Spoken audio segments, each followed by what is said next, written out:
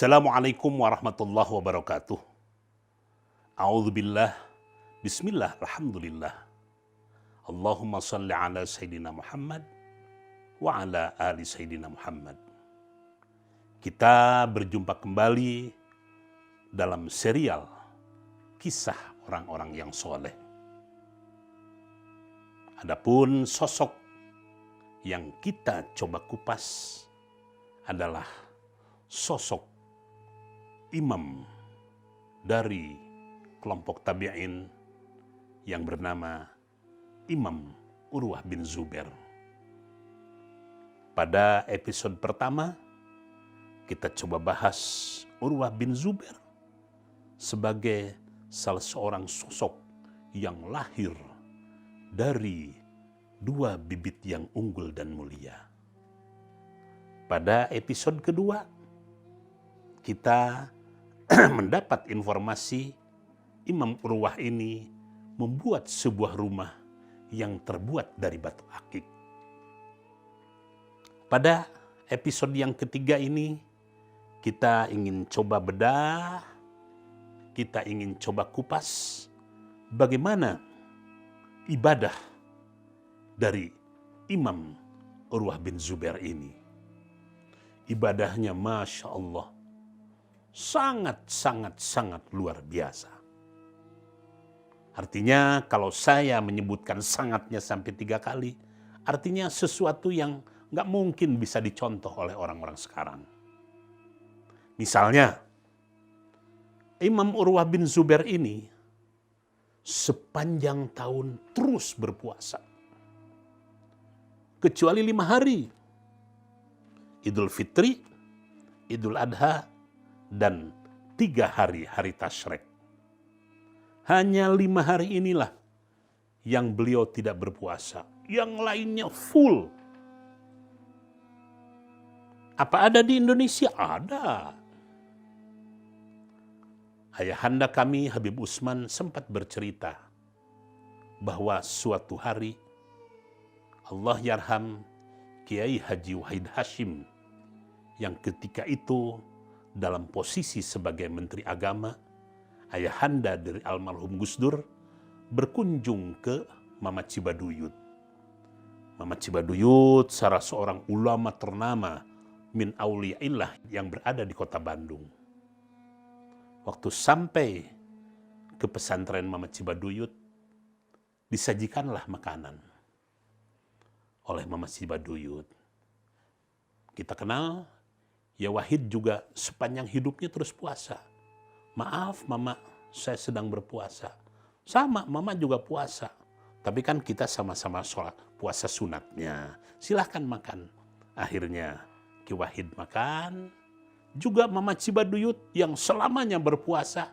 Karena menghargai tamu, menghormat tamu, dibatalkan puasanya. Selesai keduanya makan, ayahanda kami cerita ketika itu ayahanda kami menawarkan rokok kepada Mama Cibaduyut. Apa jawabannya? Ya Habib Usman, saya sudah meneruskan puasa saya.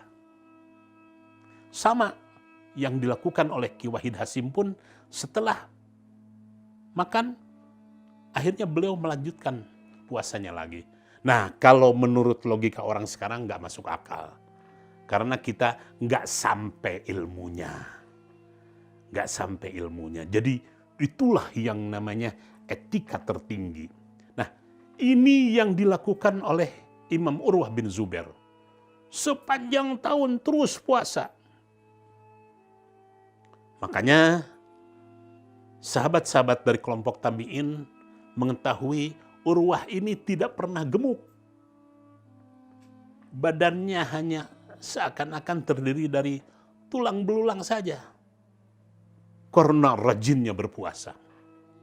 Sampai-sampai pada saat terakhir menghembuskan nafasnya, pada saat Imam Urwah ini berpulang ke rahmatullah, masih dalam keadaan sedang menjalankan puasa sunat. Ini kan istimewa sekali. Sangat istimewa. Kemudian kelebihan yang lainnya, suatu ketika berangkatlah Imam Urwah ini beserta beberapa santrinya. Di tengah perjalanan, karena ketika itu cuaca sedang panas-panasnya, Imam Urwah mempersilahkan murid-muridnya untuk makan siang. Silahkan kamu makan. Silahkan kamu makan. Beberapa santri-santrinya tidak sadar bahwa gurunya ini sedang berpuasa. Ya Imam, kenapa Tuhan tidak sama-sama makan dengan kami? Teruskan saja puasa. Teruskan saja kamu makan. Aku masih terus menjalankan puasaku. Bayangkan, di tengah perjalanan yang sangat terik, yang tentunya yang paling sangat dirasakan adalah haus, tetapi Imam Urwah tetap berpuasa, tidak bermaksud untuk membatalkan puasanya. Itulah kelebihan-kelebihan Imam Urwah. Dalam suatu kesempatan, Ibnu Saudab berkata, Urwah kalau siang selalu menghatamkan 1/4 Al-Quran. Artinya antara 7 sampai 8 juz. Kalau siang. Dan Imam Urwah di depan santri-santrinya, Imam Urwah di depan santri-santrinya membaca Al-Quran langsung melalui mushaf. Walaupun beliau seorang hafidh. Disitulah yang namanya sikap tawadhu, sikap rendah hatinya ulama-ulama terdahulu, tidak memperlihatkan bahwa dia seorang hafidh. Tetap dibukanya mushaf, setiap hari minimal 1/4 Al-Quran dibaca oleh Imam Urwah. Ini testimoni, ini pengakuan, ini pernyataan salah seorang muridnya yang bernama Ibnu Saudab. Dan kalau malam hari, jadi kalau siang hari baca Al-Quran sampai 1/4 Al-Quran, dan malam hari disaksikan oleh murid-murid terdekatnya, Imam Urwah ini senantiasa sholat tahajud dan selama sholatnya juga membaca 1/4 Al-Quran. 1/4 Al-Quran. Jadi bukan jumlah bilangan tahajudnya yang banyak, tetapi kita bisa membayangkan berapa ayat, berapa ratus ayat yang dibaca pada saat Imam Urwah melaksanakan sholat tahajud. Dan itu dilakukan terus. Puasa, baca Quran, sholat tahajud. Zaman sekarang udah gak mungkin. Itulah tingkat kesolehan yang masuk dalam kelompok-kelompok para salafus saleh. Nah, kemudian yang lainnya, ya, setiap orang yang datang ke rumah Imam Urwah ini pasti akan dijamu makan. Dan lebih uniknya lagi, kalau pulang, jadi kalau ada tamu datang, langsung disajikan makan. Pada saat pulang, tamu ini selalu diberi semacam bingkisan.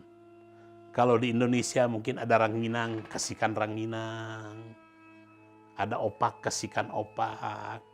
Ada rambutan, kasih rambutan. Nah, apa yang ada di rumah Urwah ketika itu diberikan kepada tamu? Ada kacang Arab, ada kurma, ada buah tin, ada yang lain-lain. Itu salah satu kekhasan daripada Imam Urwah yang terekam dengan sangat baik di benak fikiran murid-muridnya.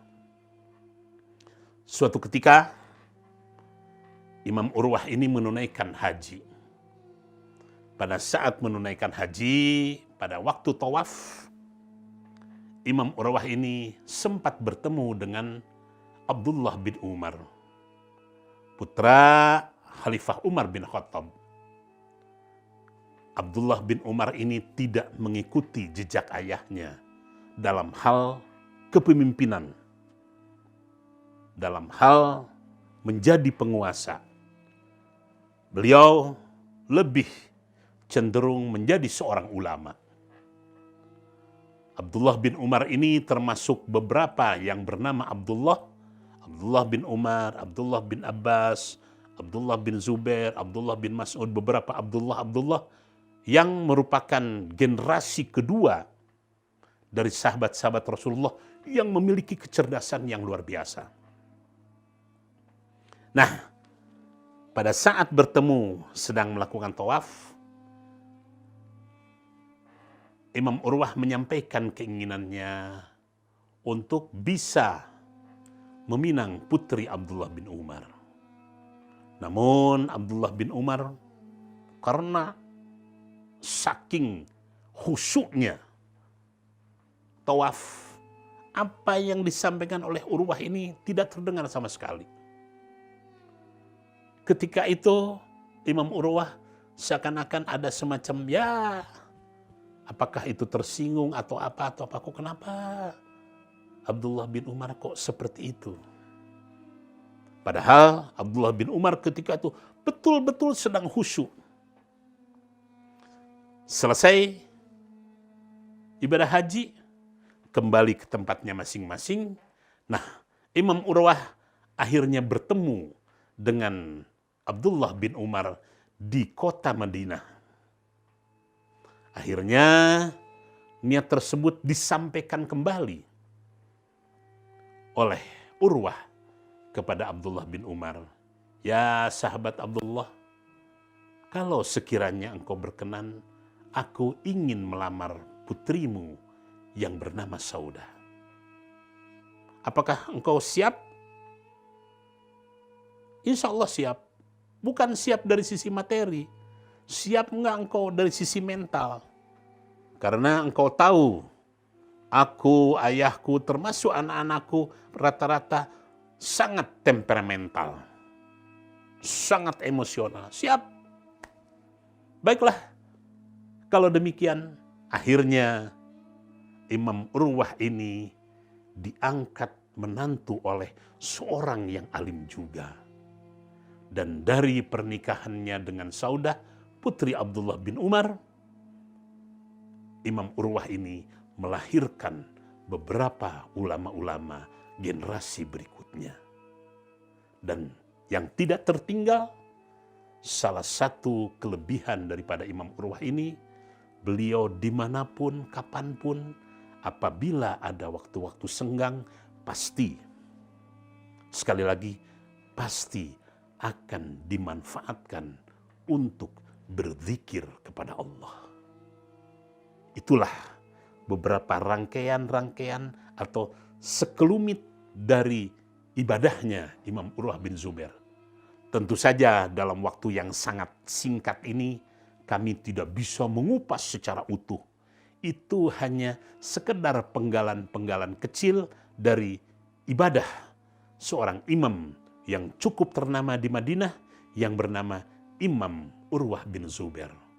Sampai berjumpa di episode yang terakhir. Sekian, wallahul muwaffiq ila aqwamit thoriq. Wassalamualaikum warahmatullahi wabarakatuh.